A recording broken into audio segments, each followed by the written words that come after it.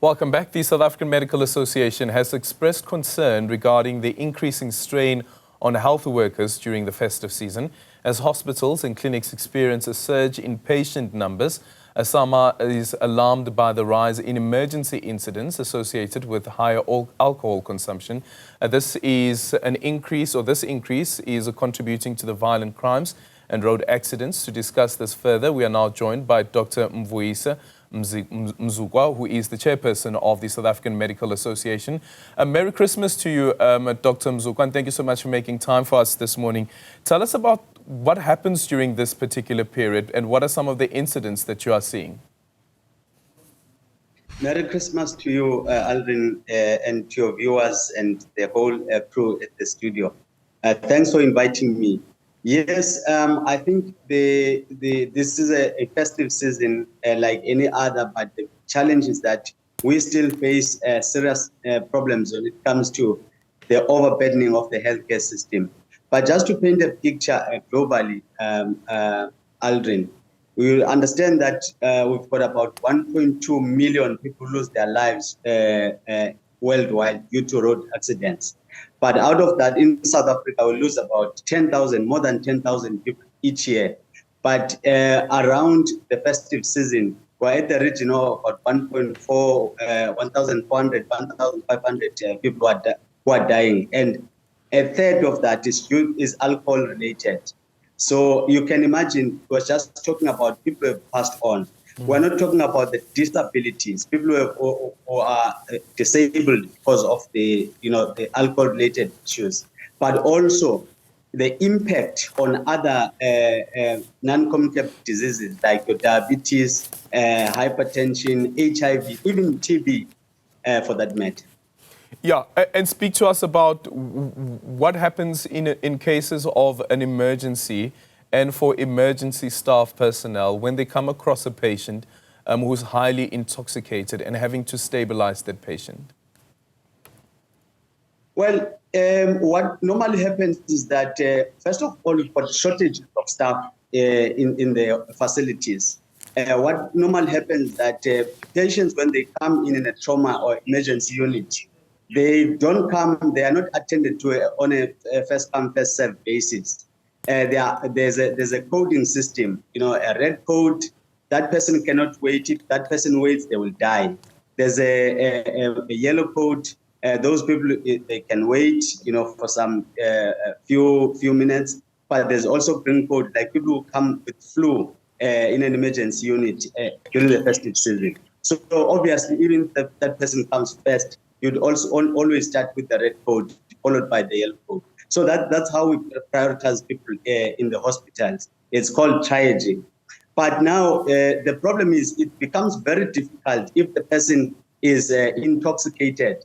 One, they lose their control, they are up and about, they can't sit down, they are anxious and all these things. So that takes time to attend to just one person. But also it increases the challenges of needle stick injuries, where you find that whilst assisting this person who's been assaulted or involved in a motor vehicle accident, they tend to, healthcare workers tend to injure themselves or prick themselves with needles, and that exposes them to HIV and other conditions. So those are the issues. But also, you find that everyone wants to be seen at the same time, with the shortages. It's impossible because of the numbers. Usually, you see very large numbers and few doctors or even nurses that are attending to that person.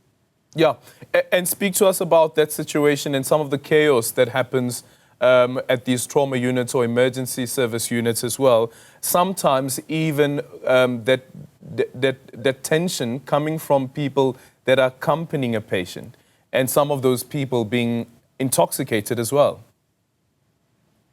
Yes, I think it's a very difficult situation, Aldrin, if you look at it, because everybody wants to be seen first, regardless of their severity of their condition.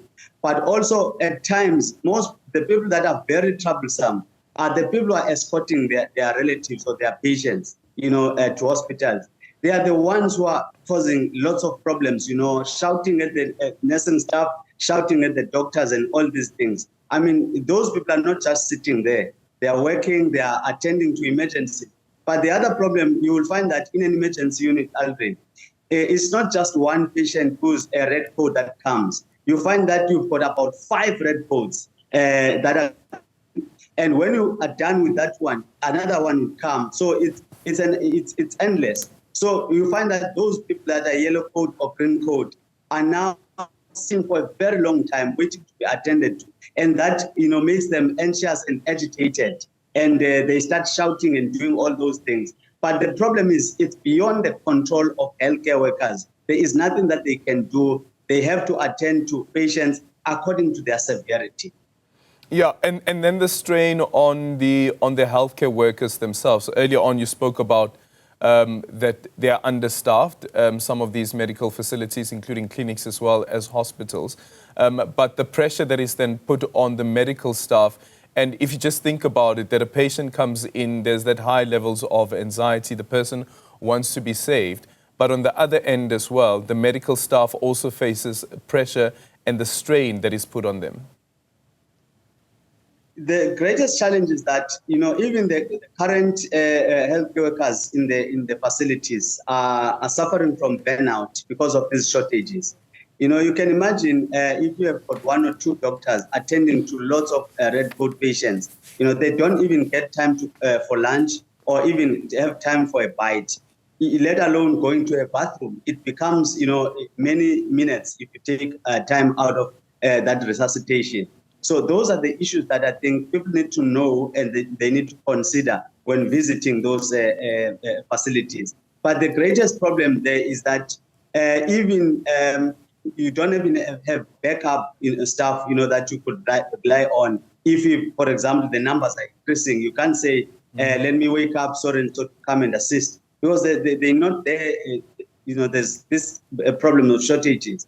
And also, it's not only the assaults, there's also gender-based violence, where you've got to attend to sexual assaults, attend to, how you need to be very careful when taking evidence, when you're dealing with a sexual assault case. So it's all combined in one. In the midst of that, you get a heart attack coming in. So those are all issues that are burdening us. And also the problem of, shortages of supply, like your broken equipment and all this, you find that x-rays are not working, or there's this challenges that we're facing all the time in the workplace. Yeah, and let's quickly deal with this question in terms of recommendations for the South African Medical Association. This is not the first festive season that we have. It's not going to be the last festive season either. But in terms of regulations, do you think that we should see some level of intervention? In Limpopo, there was a proposal to have an alcohol sale curfew. It didn't see the light of day, of course, in that particular incident. But do you think that there is something that needs to be done from a legislative intervention perspective, or is it solely on the people who consume alcohol? There's no question about this, Alvin. There needs to be an intervention. It's just that this is a complex problem, and it requires a multi-stakeholder approach. But also, it's not a governmental problem alone. It's a societal problem that I think all hands must be on deck on this one. We do need to work together. We do need to collaborate. But the other thing is, we need to recalibrate, our national drug master plan, which has been there for some time. I don't think it is making any dent in terms of changing the status quo. And I think that we do need to invite people again to look at that plan, how to intervene, but also strengthen the community support networks, in terms of social workers, police, everyone that works in the community. The problem is, there are other social determinants of health. People are not unemployed.